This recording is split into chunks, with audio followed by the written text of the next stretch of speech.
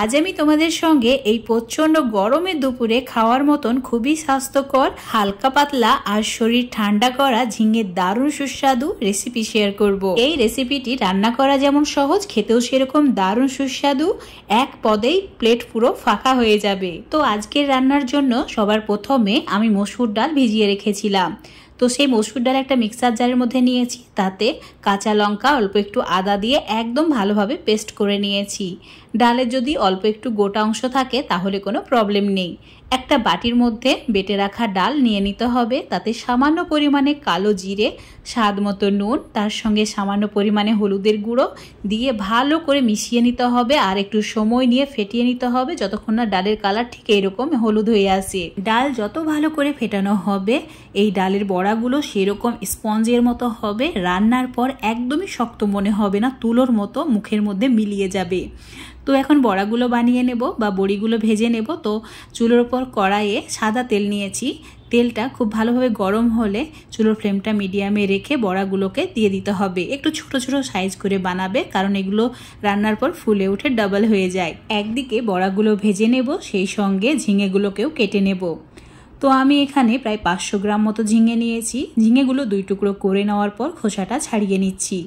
খুব বেশি একদম খোসা ফেলে দেব না, হালকা যাতে সবুজ অংশ থাকে সেইভাবেই খোসাটা ছাড়াতে হবে, না হলে রান্নার পর এই ঝিঙে একদমই খুঁজে পাওয়া যাবে না। তো সব ঝিঙের খোসা ছাড়িয়ে নেওয়ার পর এই গোটা অবস্থায় ঝিঙেগুলোকে জল দিয়ে ভালো করে ধুয়ে নিতে হবে। কাটার পর ঝিঙে কিন্তু ধোয়া যাবে না। আর এদিকে ডালের বড়িগুলোও ভালোভাবে ভাজা হয়ে গেছে।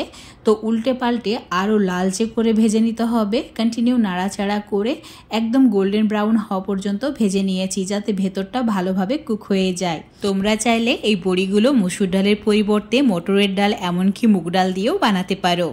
একইভাবে সব বড়িগুলো ভেজে নিচ্ছি। আমি কিন্তু এই রেসিপিটা মুগ ডালের পরিবর্তে মসুর ডাল দিয়ে বানাতে বেশি পছন্দ করি, তোমরাও একবার ট্রাই করে দেখতে পারো। এদিকে যে ঝিঙেগুলো ধুয়ে রেখেছিলাম সেগুলো 2 টুকরো করে এভাবে বড় বড় টুকরো করে নিচ্ছি।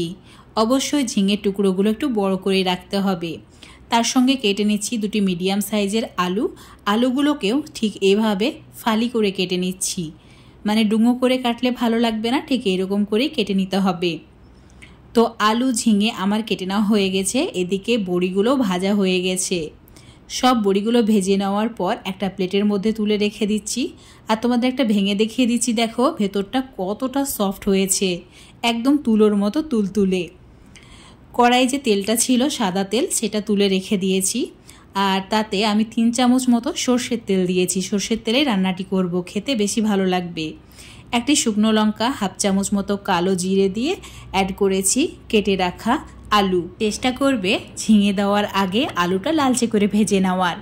ঝিঙে দেওয়ার পর আলু ঠিক ভালোভাবে সেদ্ধ হতে চায় না, তাই 40 থেকে 50% মতো আলুটা সেদ্ধ করে নিতে হবে, মানে একটু ভাজা ভাজা করে নিতে হবে। তারপর কেটে রাখা ঝিঙেটা অ্যাড করে দিয়ে ওই 1 মিনিট মতো ভেজে নেওয়ার পর সামান্য নুন দিয়ে দিতে হবে, মানে স্বাদ মতো নুন দিয়ে দিতে হবে। তারপর 2-3 মিনিট একদম হাই ফ্লেমে নাড়াচাড়া করে নিতে হবে।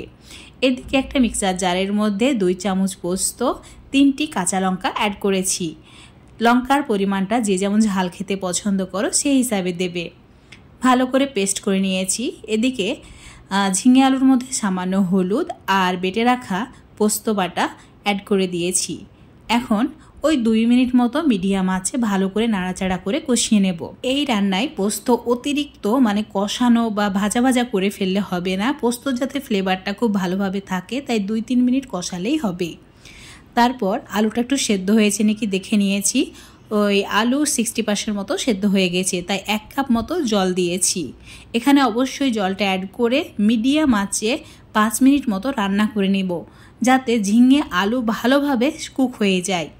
দেখতেই পাচ্ছ একদম ভালোভাবে সেদ্ধ হয়ে গেছে। তো ভেজে রাখা বড়িগুলোকে অ্যাড করে দিয়েছি, তার সঙ্গে 1 চামচ কাঁচা সর্ষের তেল দিয়েছি। এখন ভালো করে মিশিয়ে নেব, মিডিয়াম টু লো ফ্লেমে রান্না করব।